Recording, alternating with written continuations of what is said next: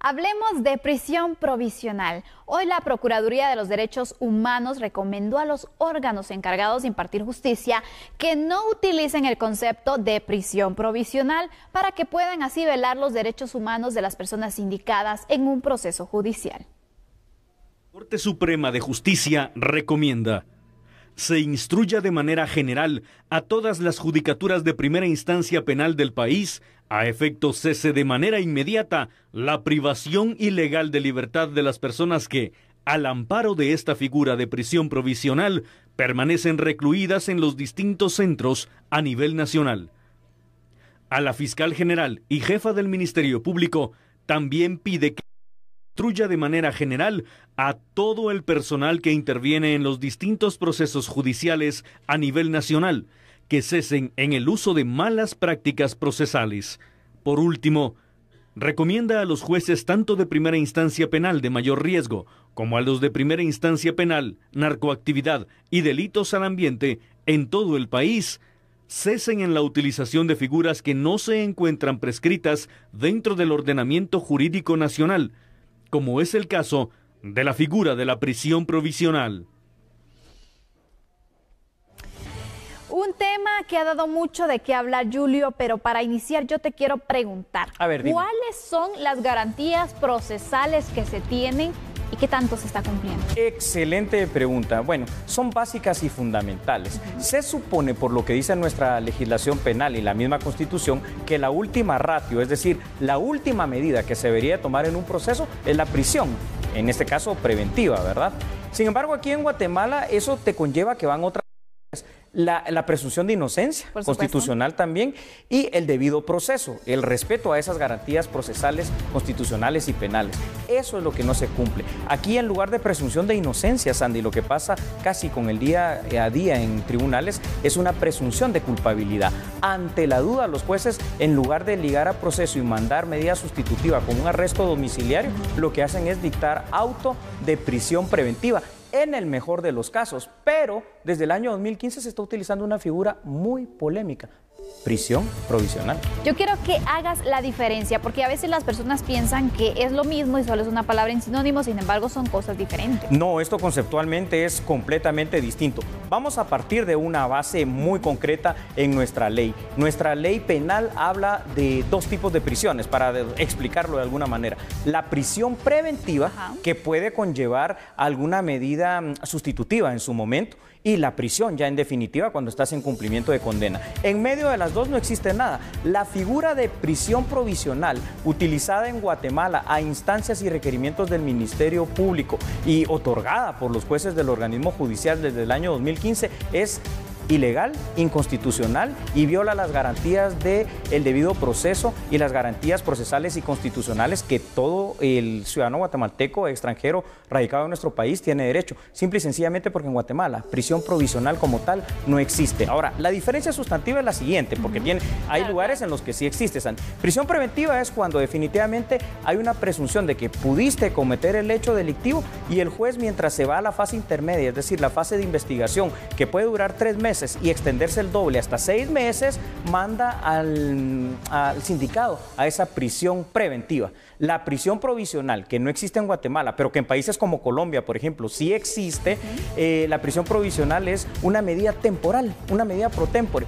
En lo que termino la audiencia de primera declaración, ojo, entonces te mando a prisión provisional 1 día, 2 días, 1 semana, pero después cesa la prisión provisional. Aquí no, se utiliza la figura de prisión provisional que no existe ad eternum y de una manera indefinida. Julio, yo me pregunto algo. Hay diferentes acusados que se encuentran con prisión provisional. Sí. ¿Qué va a pasar con ellos? Porque prácticamente esa figura no existe en la legislación guatemalteca y aquí se le violaron sus derechos humanos, se violó el debido proceso definitivamente. ¿Qué pasaría con ellos? La respuesta es muy sencilla. Me voy a basar en nuestra Constitución. Claro, la Constitución dice que en su artículo 44 y 46 que en el 46 nos dice que las normas en materia de derechos humanos, hay 30 derechos humanos contenidos en la Declaración de los Derechos Humanos, debido proceso, presunción de inocencia. Si se violentan, cualquier norma o medida que hayas tomado en el ínterin va a ser nula ipso iure, nula de pleno derecho. Y esto lo que va a revocar es que si en primera instancia obtuviste como Estado finalmente una sentencia condenatoria, ¿verdad?, va a votar ese fallo seguramente en la apelación especial y en la casación, y eso nos va a pervertir en cuanto al tiempo, en cuanto a credibilidad del sistema de justicia, que se va a debilitar aún más y que la gente se va a sentir burlada al final de cuentas. Pero si había una condena y ahora el proceso se cayó por un procedimiento ilegal inexistente, por una simple situación, inconstitucionalidad se llama eso. Y yo me pregunto aquí, ¿cómo es que el sistema de justicia, en este caso los jueces que dictaron la prisión provisional y también los abogados defensores, no se dieron cuenta de la ilegalidad en la que estaban presentes? Sandy, los jueces lo saben, es que los jueces son abogados. El hecho de estar utilizando inclusive en los juzgados de mayor riesgo, los de más alto impacto, la figura inexistente de la prisión provisional, no la entiendo. Es decir, no entiendo por qué están tomando esa medida. Es decir, sí, es muy raro, la verdad. Es muy raro. Yo creo que hay alguna instancia que ha estado presionando sobre ese tema. ¿Sabes qué es lo que debería haber sucedido? En todo caso, que de una vez hubiesen dictado el auto de prisión preventiva. Es que el gran problema que estamos teniendo aquí, y es lo que tanto hemos dicho, es decir, si queremos resultados en el sistema de justicia y que si tú llevas como Ministerio Público a alguien a juicio oral y público, es porque hay un 80-90% de que va a ser condenado porque tienes todas las pruebas. Con este simple hecho de haber cometido esa ilegalidad, el caso se cae.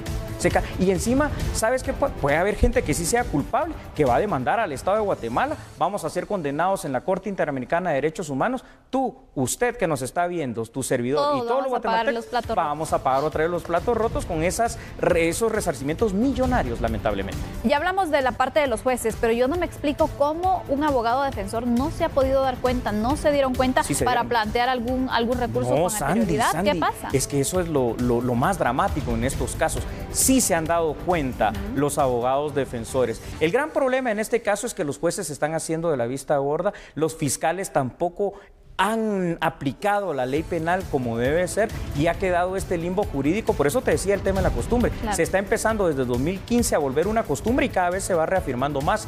Hay casos, fíjate que hay un caso, por ejemplo, de un ex fiscal que lleva 98 días en prisión provisional y no ha conocido la audiencia de primera declaración. Exacto. La Constitución, Sandy, si me lo permites, dice que en 24 horas, un juez debe resolver tu situación legal en audiencia de primera declaración y decir, si no hay ninguna sospecha de que hiciste algo ni pruebas, bueno, el sobreseimiento y te vas a casa. Y si no, pues tal vez te da un auto de prisión preventiva. Con esos 98 días, por ejemplo, en este caso, pero en otros casos han trascendido ya hasta 6 años, Sandy, así como lo estás escuchando. Lo que estamos cometiendo son irrespetos a garantías procesales, a derechos humanos, y los casos, pues como te decía anteriormente, todos se nos van a caer. Desde el 2015 es que inicia entonces este tipo de medidas, la prisión provisional. Hablemos, 2015, estamos en el 2018. ¿Cómo es posible entonces que en el sistema de justicia no se haya aclarado y se sigan dictando también prisión provisional? Creo que va a haber un papel fundamental. Hoy de alguna manera es rescatable el hecho del pronunciamiento que tuvo la institución del Procurador de los Derechos Humanos. La consulta que hizo. La consulta que hizo. Y como tú dices, bueno, ¿por qué los defensores y los jueces no hacen? Ellos lo saben. ¿Cuál fue la respuesta o recomendación de la Corte Suprema de Justicia? Que ya no se utilice más figuras que no están dentro del ordenamiento jurídico legal como la prisión provisional. Y esa es la recomendación porque es así, es que es lo legal. Entonces la pregunta es, ¿qué fue lo que pasó del 2015 al 2018? ¿Qué presiones se recibieron? ¿O cuál fue la directriz? ¿O por qué es que aplicaron figuras que prácticamente se vuelven delictivas dentro del ámbito de la justicia? Aquí vemos entonces, si se declara que ya no se pueden tomar este tipo de medidas, pero también no habrá algún tipo de sanción o algo, porque prácticamente, bueno, enmendamos el error, enmendamos la plana y ya estuvo, borrón y cuenta nueva. Eso no es así. No, Sandy, repito lo que dice la Constitución para funcionarios públicos. Solo puedes hacer lo que la ley te permite. Y esto no está permitido en ley porque no existe en la figura legal, jurídica, penal. Lo que va a hacer es que se tiene que certificar lo conducente a jueces, fiscales, quienes así lo aplicaron, y tendrán que ser sometidos a juicio penal, oral y público por abuso de autoridad.